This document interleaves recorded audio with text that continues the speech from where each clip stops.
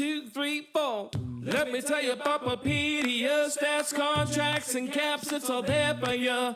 One-stop shop for your hockey information. It's a hockey sensation. So log on, log on, log on. If you give a puck, go to PuckPedia.com. Welcome to episode 10 of the PuckPedia Hockey Show. Today we're doing an Eastern Conference preview with my good friend, Jonny Lazarus. Johnny's an expert in the hockey media space, big Rangers guy, so we're going to get his perspective on the Rangers and a few select teams around the Eastern Conference. We're going to dive into the salary cap picture for those teams. We're going to look at the depth charts. We're going to see who we think is going to make the playoffs, who we think are going to miss the playoffs, and then we're going to wrap up the episode with our Stanley Cup picks and who we think is going to be hoisting Lord Stanley at the end of June. Remember to subscribe to the YouTube page to get all the shows for the PuckPedia Hockey Show. We got content coming. We got a Western Conference preview coming up shortly with another very, very special guest. So without further ado, let's drop the puck. We now welcome on a very special guest. Well, I use special a little lightly in this situation. It's our guy, Jonny Lazarus. If you follow any hockey content, he does Morning Cup of Hockey at Daily Faceoff. He does USHL content. He does color analyst for NCAA. He does NHL activations. I'm not sure if I missed anything else. He's running the new Daily Faceoff Rangers account. It's our guy. It's Jonny. How we doing? How am I supposed to act, Keith? Because everyone knows publicly I hate you, but privately I love you. So I don't know what to do about this show. I think somewhere in the middle is probably best case for the show, so it doesn't go completely off the rails and we stay somewhat, centered. For everyone who doesn't know, though, Keith and I have done a lot of projects together, honestly. Like, we started our own show, 3 years ago? Yeah, it was right before I worked at MSG. Was that, how we became friends, through that? That's kind of how our whole thing started, right?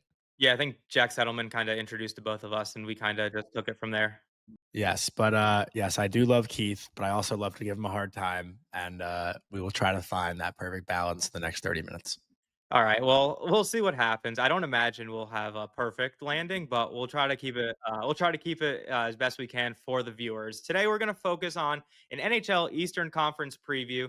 The season is dropping in a few days. We got Tuesday, or the triple header on ESPN will start the season. We just got some Rangers news actually as we were recording. They just sent down two of their well-respected prospects, in Gabe Perreault and Scott Morrow. But Jonny, just in general, are you getting excited for the season? I know you've been doing a lot of stuff, getting prepped, all your content and everything. How are you feeling about this season?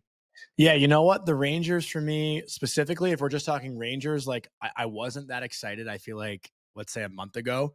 And then when you get back in the building, you're back around the guys. It's kind of like that first day of school feeling where, going back to school obviously sucks and everyone loves the summer. But then, once you're with your friends every day, it's like, okay, this is not that bad. It's awesome. And we love it.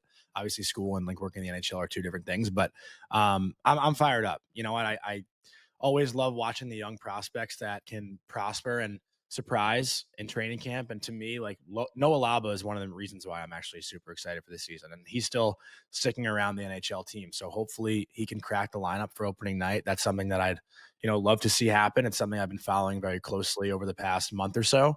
And seeing guys around the rink that I am now friendly with is really cool. And it's always exciting that you don't know what's going to come in the next coming season. So I wonder what life will look like a year from now and what team will be crowned Stanley Cup champion. And it's always exciting to turn the new leaf.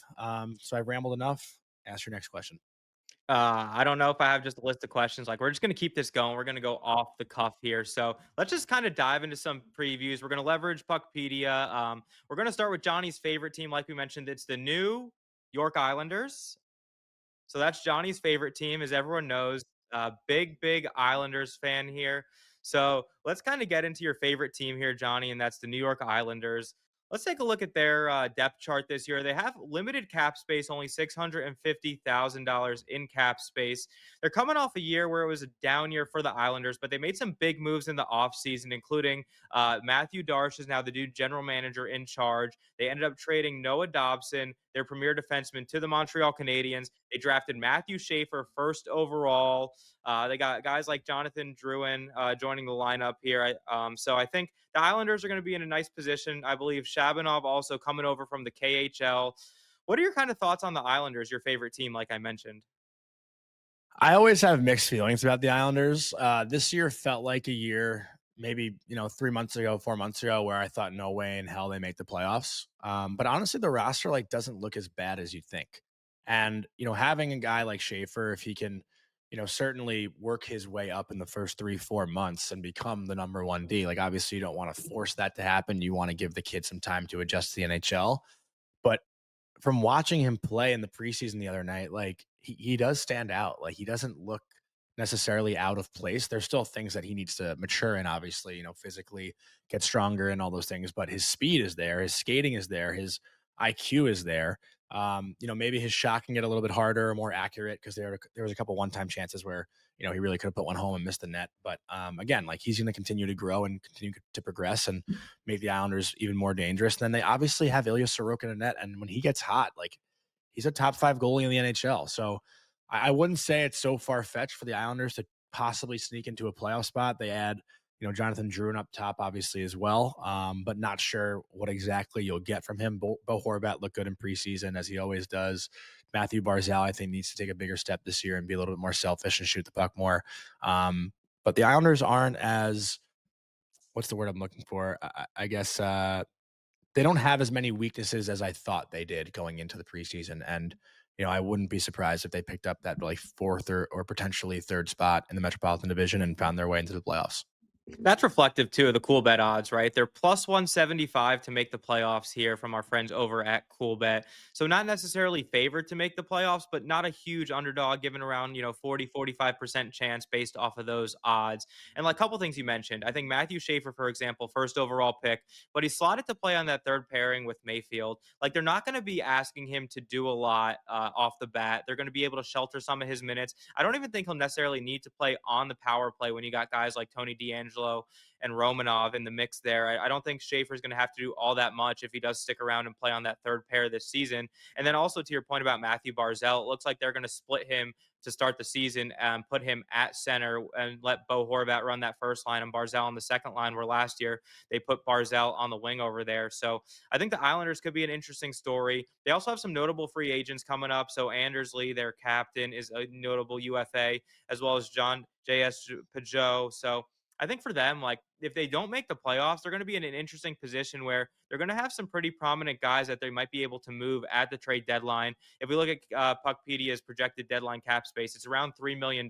So not a ton of money there to add a player given their current structure, but definitely some guys they can move. Especially Tony DeAngelo is a guy a team might want as like a depth defenseman, and if it doesn't work out for the Islanders. I don't think they need to make the playoffs, though. You know what I mean? I do think the Islanders now have a promising prospect pool, right? Like 2 years ago, we were probably sitting here saying the Islanders are the oldest and most boring team in the NHL. But now, given they had 3 first-round picks this year in this year's draft, and Eklund, Aitchison, they have Cal Ritchie now, who I think he got hurt actually today or He is yesterday. hurt right now. So Cal Ritchie, I don't know if he's gonna, crack this lineup after training camp or to start opening night, but the Islanders can like embrace that. Hey, we're not ready yet. Making the playoffs, well, it would be great. I don't know if it's going to get us anywhere. I could see the Islanders kind of selling at the deadline just to look forward to this next chapter and to the future. And again, Keith, to your point about Schaefer and the power play, though, their power play was horrible last year. I think they finished second to worst or maybe third. Yeah, it was bottom five. Yeah, so a bottom 5 power play, like it wouldn't hurt to give Matthew Schaefer that leeway or that runway to just get there and try. I do think he was quarterbacking the second unit the other night in preseason. Granted, like not every guy was playing, but Tony DeAngelo was quarterbacking the top unit, so I think that's the way they'll do it. But I think they give Schaefer the keys to the kingdom. Don't really give him too much because you don't want his confidence or maybe his just physicality to drop. But I think they're going to give him every opportunity in the world to kind of showcase himself this year, while also making sure they don't hurt his progression or his future. There's always that fine balance with kind of giving prospects, like throwing them to the fire and seeing what they do versus not doing so much that they drain their confidence and just really kind of lose track of who they are as a player. I think you bring up a good point too with like the prospects. Like last year in the Nelson trade, they got Cal Ritchie from Colorado. In the Noah Dobson trade, they got Emil Heineman, who's slotted to start on their fourth line, but he's another up and coming prospect that they think can be a big piece of this. They had 3 first round picks that are replenished that prospect pipeline. So the Islanders, to me, are a team. It doesn't seem like it's their end goal necessarily. Like every team wants to make the playoffs, but like you said, if they don't make the playoffs, it's not the end of the world. The future is bright on Long Island. 1,000%. Let's keep it moving here to Johnny's actual favorite team, and that would be the New Jersey Devils. because Jonny definitely, as we can see Positive here, Devils if, fan, if as you're on everyone says. YouTube, these are things that Jonny has actually said. Jack Hughes is his favorite player in the NHL. He's an Islanders and Devils fan. Everyone knows Mhm. that, and that there's only room for one closeted Devils fan, which is Jonny. This is a good screenshot. That you're gonna use this against me, aren't you? Obviously, let's keep it moving to the New I wish Jersey I had the Devils. dates on I wish I had the dates on those. I wish I knew when I tweeted those. Although they're Yeah, definitely I'll all I'll pull I'll send them to you. I pulled them, obviously. Let's look at the New Jersey Devils, who's actually Keith's favorite team, as everyone knows. So the Devils, I think, are in a really, really good spot. They had some big news a couple days ago when they re-signed RFA Luke Hughes to a 7-year, $9 million AAV deal. The Devils are running back a lot of what they did last season. Hopefully, healthy will help them along the way. Jack Hughes got injured in early March, which kind of derailed their playoff chances. Their top six is as good as any top six, I think, in the NHL. Evgeny Dadonov is going to be a huge lift on that wing with Hughes and Bratt. He can keep up with their pace and score a lot of goals. He had 20 goals last season, averaging only 13 minutes a night. That second line with Meier, Hischier, and Mercer. Mercer's an interesting piece because they're either fixated on putting him on the wing on the top six or trying to put him at that 3C spot. And right now, at the beginning of the season, they're going to start him out on the wing there. Glendening has had a big camp. We got Arseny Gritsuk from the KHL, who's having his first NHL season. If you haven't seen his Telegram posts, they're absolutely hilarious. I highly recommend following on social media there. Their decor is about as good as it can get here. You got Hamilton and Siegenthaler, Hughes, Pesci, and then Dylan and Simone Nemec, who I know Johnny's going to bring up the Nemec goal he gave up last night, which was embarrassing. But Eh, the key to Nemec, the key to Nemec is that like he used to get really down on himself, and I thought he bounced back and played pretty well after that mistake last night. The issue I have for the Devils, I wouldn't even say an issue. It's just like they're really relying on veteran goaltenders in net. So Jacob Markstrom and Jake Allen, who both had really good years last year, but they're also getting up there in age. I think Markstrom's 35, Allen's 36, like or 34, 35. They're in that range. And so it's difficult to rely on two veterans who do get hurt a decent amount. We also have Stefan Nason. Jonathan Kovacevic's going to start the year on LTIR, which as you can see, the Devils are minus $4 million in cap space. Once they put them on LTIR, they should be good, and that'll fit the Luke Hughes contract under their cap. So, Johnny, what are your thoughts on your second favorite team here, the New Jersey Devils? well, first of all, take a deep breath, bro. You just rambled on for like 2 minutes straight with the whole Devils lineup. But I gotta ask you a question off the hop. Do you truly I believe got that their excited. top do you truly believe their top six is as good as any other team in the NHL? I would say it can stack up against any other team in the NHL. I wouldn't say it's the best. I would put it in the top five. Is that fair? I don't know. Like, I'm a Devils respecter, and you know I love Jack Hughes and Jesper Bratt. Nico Hischier deserves more respect around the league, and I will say that. While I don't like necessarily love Nico Hischier, I respect the player he is. And again, like I've said it openly, like watching Jack Hughes and Jesper Bratt play in 3-on-3 It's hockey is like one of my favorite parts of it's the amazing. NHL. But I do think Dawson Mercer like needs to make a big jump and like prove that he's a top six player. Obviously, he's kind of flirted with the middle six the past couple of years. And what was his like really good season? Was it 22, Yeah, it was 23? that second year of his where he kind of popped off and everyone thought he was gonna take those natural progressions and then he kind of stalled a little bit. Exactly. So we need to see more consistency out of him. And then like Timo Meyer too. I don't know if he's shown nearly enough from when the Devils really brought him over, right? Like last year, slow start. Didn't hit 30 goals, right? What did he finish with Correct. last I year? think it was in like mid-20s. Like Timo has a lot of strong underlying numbers, but his actual impact and production hasn't been where it needs to be for a guy who's making the most in your forward group. Yeah, what's he making right now? What's 8.8. Yeah, like you need more from Timo Meyer. And he's making that for another like what, 5 years? Yeah, yeah, it was a long-term deal. Yeah, so I think the Devils still have a lot to prove with their top six. Like I would argue that Vegas, Colorado, Dallas, even Edmonton. Carolina's top six I'd put up there now. Like I think Carolina's top two lines are pretty strong. I don't know if the Devils crack that top five for me with the top six. I truly don't. Tampa, there are some teams out there with top six forwards that are loaded. But again, like this Devils team when healthy, if fully healthy, because I saw Pesci got hurt today, I think too. Yeah, his dad was tweeting though, said he's fine. Okay. So, we're good. Okay, that's good. I love Brian Pesci. Great follow. But my question for you is, as someone who pays closer attention to the team than I do, is Luke Hughes going to run that top unit, or is it going to be Dougie Hamilton? Because I think that's been something that's been juggled between the two players, right? Yeah, I think the issue is like I think Dougie might run it a little bit better than Luke does, like in their Well, he's current got a form. better shot. waiting to Exactly. And drop. like that's kind of what they need from the point. But Luke's gonna get there and he's the future of that power play one, obviously. And I think part of the issue is that Jack really wants Luke to be on that power play one. So it's really managing the locker room and the expectations. There's also a lot of trade rumors around Dougie Hamilton. It seems like people want to move that $9 million cap space for potentially Quinn Hughes or a top six forward that can really kind of light up and play with Meyer and Hischier. So I think to start, I think it's going to be Dougie, especially because Luke missed time in camp. We'll see how long that holds true. Also, the Devils last night ran a 5 forward power play unit. I know that was something that was interesting to me, but we'll see how this plays out. To your point, too, I think there are a lot of strong top sixes. The Devils right now on cool bet odds are minus 333 to make the playoffs. So it seems like a pretty good shot that they'll be in the mix towards the end of the season if they're healthy. But yeah, I'm excited for this group. I think they have a lot to prove after last year, and I think that they're going to kind of come out strong, and we'll see what happens. I think that Connor Brown addition on the third line is really good. He's very fast, and they think he can kind of get the most out of Ondrej Palat, who also hasn't had like the strongest of years with the Devils. And last question for you: would you rather Simone Nemec on your back end or Seamus Casey? Good question. I think Seamus I'd. Casey's ceiling's higher. You think Seamus Casey's ceiling is higher? I do. Okay, I don't know if I agree with that. I think right now in the way they currently play, I think I'd rather Simone Nemec just to get the start there and see how he plays out. He's a higher draft prospect and pedigree, and those guys usually get a longer leash in the NHL. But having said that, I think Seamus Casey has done a really good job. And if anything, like he's going to be the first guy they call up if there's an injury. He's also played himself as a great trade asset if the Devils need to add at the Great trade trade deadline. asset. That's a guy the Islanders should like die for. Exactly. Like he's a guy who's done a lot for his own stock, and I think in the next couple of years he's going to be an NHL regular, whether that's with the Devils or a different organization.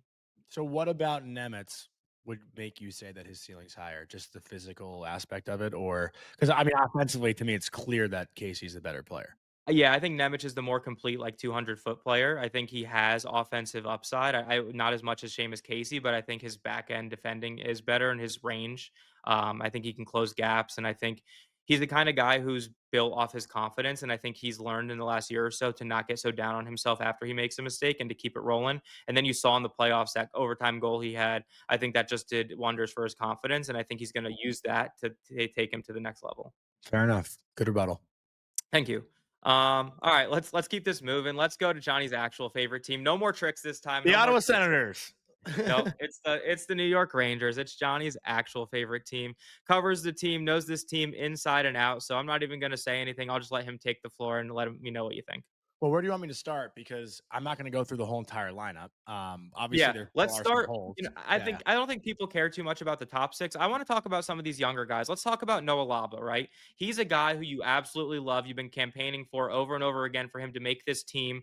Right now, it seems like it's a battle between him, Parssinen, and Carrick for the last 2 center spots in this roster. What exactly do you like about Noah Laba's game? And it's like from the organizational standpoint, like I totally understand why he wouldn't be able to make this team because he's waivers exempt, whereas Carrick and Parson both would have to go through waivers to get through to the minors. So talk to me about Noah Laba and why you think he should make this team. Well, Carrick, I still think should be the 4th line center. I love the idea of Carrick, Rempe, and Edstrom. They were good together last year until Edstrom got hurt, which I think was February.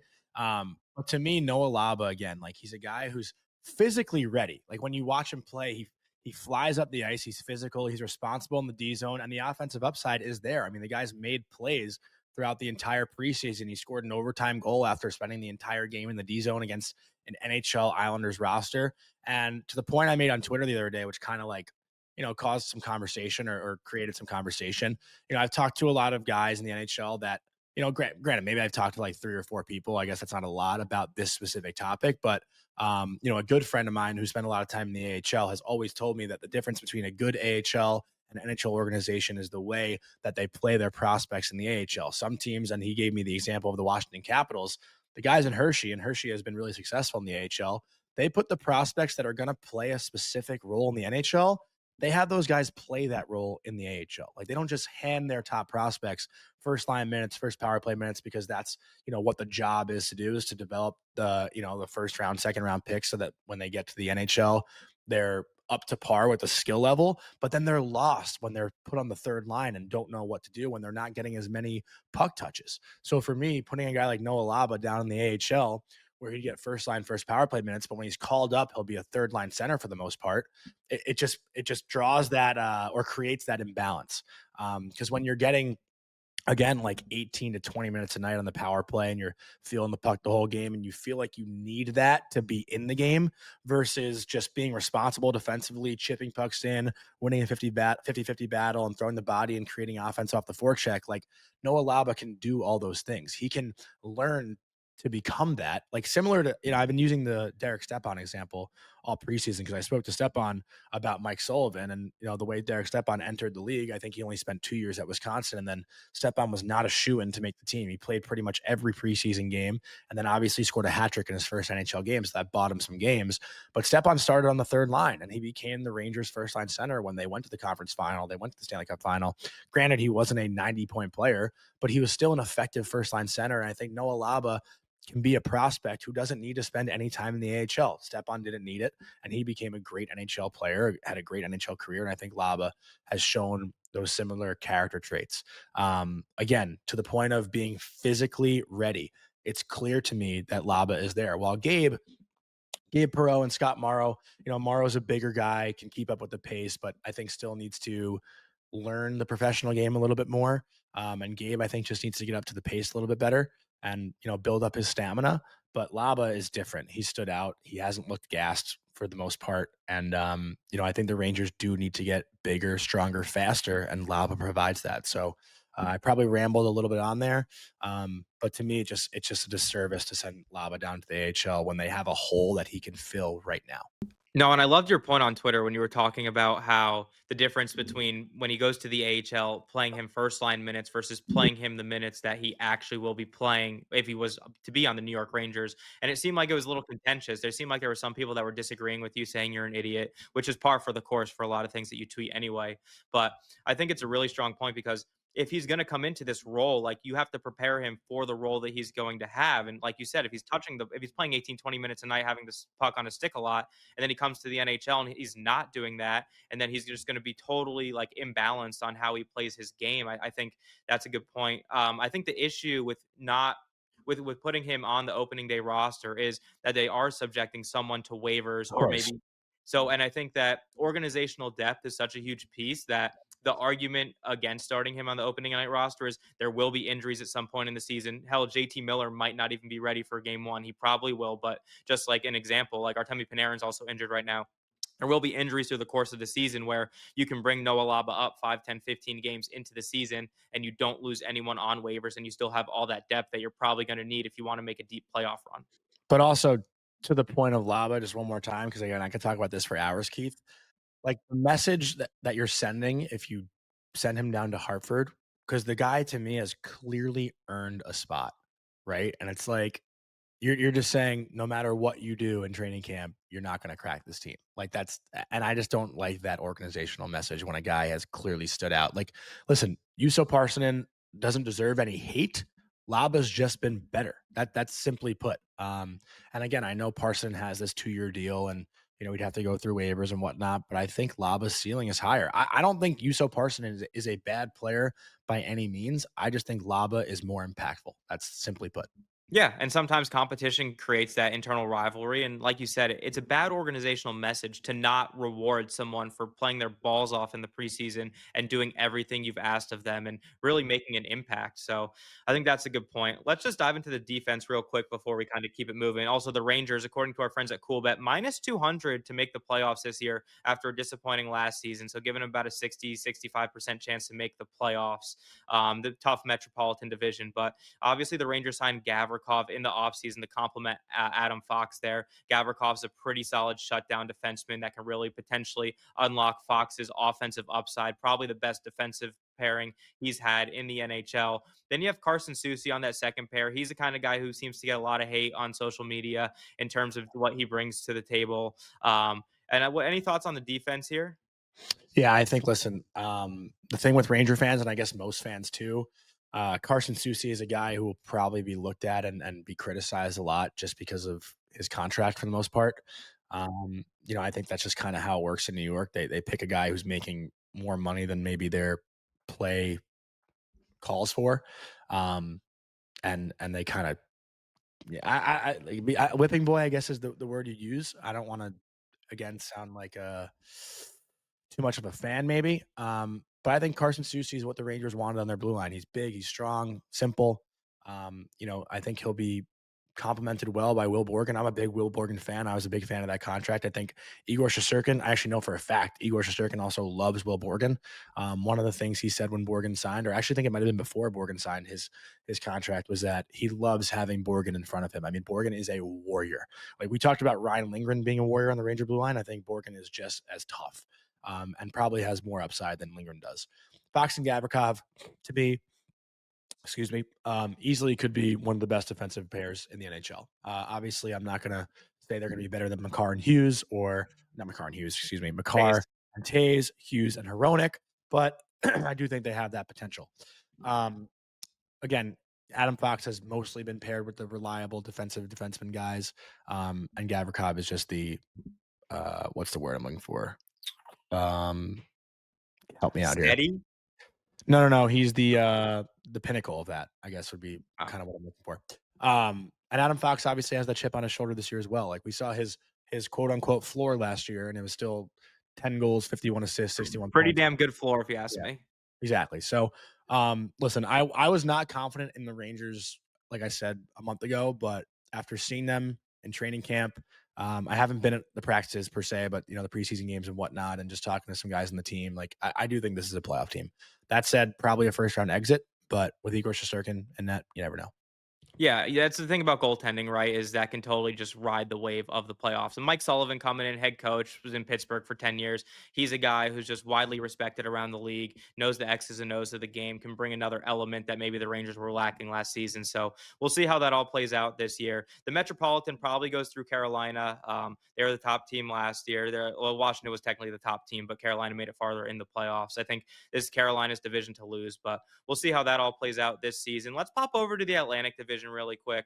Let's go through a couple teams over here quick as we wrap up this kind of episode here. We got the Toronto Maple Leafs, who I think are an interesting team this year. So the big thing in them with the offseason is they lost Mitch Marner, but then they really complemented that pretty well by basically the third line. They call it the Mitch Marner line I've seen, where they got Waugh in the sign and trade, signed to 2 more years at $3 million per. Then Dakota Joshua came over from Vancouver. And then you got Matthias McKelly coming over from Utah. Just a pretty different look for the Maple Leafs, who are usually pretty top heavy. You still have that top line with Matthews and Nyes. Their back end's about as solid as their back end has ever been before. And then they just signed Anthony Stolarz to a contract extension that starts next season. Joseph Wall is taking a leave of absence right now. They have some depth in that press box there. What are your thoughts on the Maple Leafs? To me, I think this is going to be an interesting year for the Maple Leafs, and I think they have farther upside than I think I've been excited about for a while for that team. Are you just saying that because Rupper said that the other day? I don't listen to Rupper. That's mean. That's rude. But I think the biggest thing here is what will you get from Easton Cowan? Obviously a highly touted prospect, tore it up in London for the past couple of years, first round pick. Like you got to hope he's on their first line, I think, by January. Right. I don't know if starting him on the fourth line is the best idea. Granted, I haven't watched any of the preseason, so I don't know how he's looked in Toronto. But when a guy with that much skill is playing on the fourth line, like it never usually goes well. So hopefully he can work his way up the lineup and find his way with Matthews and Nyes, and then they can become a dominant first line. I'm a huge Matthew Nyes fan. To me, he reminds me, and I've said this a lot before, but a lot of Will Cooley. I think Nyes is a better player right now than Will Cooley is, but I think they represent the perfect hockey player. They have skill, they're strong, they're fast, they hit, they're tough, they're not afraid of anything, and that's what opponents hate playing against. So I think it's going to be another big year for Matthew Nyes. Obviously has that big contract, and Bobby McMahon. He's the most interesting player I think in the NHL. Right, comes out of Colgate, which is like, again, a good Division I program, but not necessarily known for developing NHL talent. And he's turned himself into 20+ goal scorer and a guy who can play either bottom six and be impactful, or even top six and score some goals. That said, do I think the Maple Leafs have less skill in their top six? Of course, because losing Mitch Marner in a 102-point season is irreplaceable. But Willie Nylander obviously could be a 50-goal scorer any year. John Tavares is going to outplay what he just signed for. Took a big discount after a huge year last year. And then you look at Auston Matthews and you ask the questions of, can this guy be the guy to win us a cup? Everyone has a best player, but not everyone's best player outplays other teams' best players. Like, that's what I think the Rangers have lacked, right? The Rangers have had so much talent up front, but when they go against Barkov and, some guys who are just better than them, their best players don't perform. So, I really thought Toronto was going to win Game 7 last year. I believed in them. I thought the Stolarz injury was a huge loss for them in that playoff series. I kind of wanted the Stolarz contract year to be a narrative, but obviously he did sign that extension this past week. But that said, I'm a fan of this Leafs team. I think they'll finish second in the division, and we'll see who gets the third spot in the Atlantic. And I don't want to play any spoiler, but I do have the Montreal Canadiens at 3. So Leafs Canadiens first round series. I'd be pretty sick. Fireworks. Yeah. If we're looking at the Leafs too, for our friends at CoolBet, they're minus 333 to make the playoffs, plus 1700 though on those cup odds, 17-1. Strikes me as some good value there. And like you mentioned, Easton Cowan's a guy I have my eye on too. I don't think Max Domi is a guy who's going to last all season on that top line with Matthews and Nyes. He strikes me as more of a middle six, bottom six kind of player at this point in his career. And that Anthony Stolarz signed for a pretty nice deal, under $4 million per year on a 4-year contract. That's going to age pretty well for the Toronto Maple Leafs, especially with the uncertainty around Joseph Wall. So we'll see what happens with the Maple Leafs this season without Mitch Marner. Like you mentioned, 102 points is very hard to replace, but I think they've done as good of a job to really fill out the rest of their lineup and have the most depth I think I've ever seen this Toronto Maple Leafs have. So we'll see what happens. They have about $5.23 million in projected deadline cap space, according to Puckpedia. So if they accrue a little more cap space, they could potentially get a $7 to $8 million player at the trade deadline, which would fit in really nice on this team. Push maybe Bobby McMahon, like you mentioned, a guy who can play the top six, but can also play that bottom six as well. Last team we'll dive into here on this preview show is the Florida Panthers, who are just absolutely ravaged right now with injuries. The back-to-back defending Stanley Cup champions. Sam Bennett is coming into that season as their first-line center because of the injury to Sasha Barkov. He might be out for the whole season. The new rules this year, the Florida Panthers will have to declare if he's on season-ending LTIR versus normal LTIR. If they put him on season-ending LTIR, they can use his full $10 million cap hit. If he's only put on LTIR, they can actually only use $3.82 million of his cap hit. So that'll be interesting to see. Matthew Tkachuk's also out till January, probably right before the Olympic break. So that's another big loss for them. But then you got guys like Anton Lundell stepping up to that second line center role. A guy I'm really high on, Mackie Samoskevich, who signed a really cheap deal this offseason. He's going to be a guy I look to kind of take a next step forward. And he's probably a guy Florida can't afford to keep. So maybe they use him as a showcase and then maybe move him out in the offseason. Their D-core is about as strong as any D-core in the entire NHL. Ekblad and Forsling. Not one of the D pairs you mentioned as a top D pair previously, but I think they're one of those top pairings in the NHL. And then Bobrovsky's on the last year of his $10 million contract. He's a pending UFA in the offseason. So we'll see how that all plays out. But what are you looking for from the Florida Panthers? They're currently minus 345 from CoolBet to make the playoffs. They're on back-to-back cup runs. They got a lot of miles in the last 2 years, and they're starting the year off without two of their best players. It's next man up. I'm not concerned with Florida. They've built such an incredible culture there that, like, obviously you can't replace Barkov and Tkachuk. Like, I'm not saying that by any means, but you're just going to get more from Lundell. You're going to get more from Bennett. You're going to get more from Verhaeghe. Verhaeghe had a pretty down year last year. Like, obviously Sam Reinhart has stepped up these past 2 seasons and dominated and scored a lot of goals. You'll get that from Mackie Samoskevich. He's not going to score 30 or 40, but, maybe he'll get you 25. And I liked your point about Mackie as well, because to me, like, he's a guy who probably could have played the entire playoff run. I think he played in the first round and maybe didn't get. Yeah, he was a scratch the rest of the way through. But they could have used him in there as well. Like, to me, he was capable of it. The defense and the goaltending, 0 concerns, 0 holes, and that's why I think they'll be fine. Granted, the goal scoring will take a hit. The power play will probably take a hit, but the Florida Panthers are fine winning a game 2-1 or 3-2. Like, they're able to do that. They can win a game any possible way, and that's what the good teams are able to do. I am curious what Brad Marchand looks like. Obviously last summer, I think he had 3 different surgeries, and then went on that long cup run. So I wonder how he'll look to start this year and how he'll be able to sustain his body at his age. But I have no doubts that he will do it, right? Like, Brad Marchand is one of the better, if we want to call him depth guys now in the NHL. He's not a depth guy, but yeah, again, no concerns about the Florida Panthers.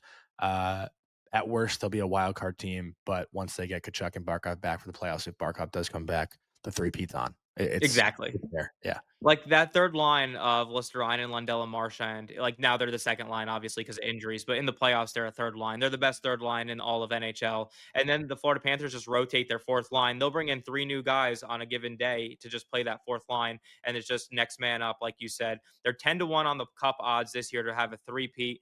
I don't think I like them to make it all the way that far this year. I think that they're gonna end up, maybe make it to the conference finals and then bow out. I think with all the injuries and like all the mileage on the team the past couple of years, I don't think they're destined to make it to a third cup run, but it's hard to bet against the Florida Panthers at this point. Let's wrap this up here, Johnny. We've kind of gone a little long here, so apologies if you're still listening. You probably hate listening to both me and Johnny talk here. Before we pick our cup odds, I just want to any teams that we didn't necessarily preview. I think you mentioned the Montreal Canadiens. Any teams on the Eastern Conference that are going to surprise you a little bit this season, either in the Atlantic or the Metro? If the Montreal Canadiens are not a top 3 power play in the NHL, it's a failure. Their power play unit looks insane. I think Zach Bolduc is going to be a guy too who surprises. Like, he was a stud last year in St. Louis, and I don't think many people are talking about that addition right now because he was in the trade for Logan Mailloux. I have a lot of notes on Montreal, and I'm just to me, they're a team that I'm so excited to watch. Like, the Anaheim Ducks and the West Coast are the team for me that I think will make the playoffs, and Montreal obviously made it last year. Yeah, I'm confident in saying that. And I think Montreal. You mean New York West? New York West, exactly. But I do think the Canadiens get a top 3 spot in the Atlantic, especially with the injuries to Florida, obviously. So it's not like So you think Florida would be a wild card team then in this scenario? 4, yeah. I like Tampa, Toronto, Montreal, Florida, and then Ottawa in the 5th seed, and 3 teams to come out of the Metro for the playoffs. Which 3? The Devils, Hurricanes, Rangers. Wow. Okay. So in that order, I believe. Oh no, Hurricanes, Devils, Rangers in that order. No Washington. No Washington.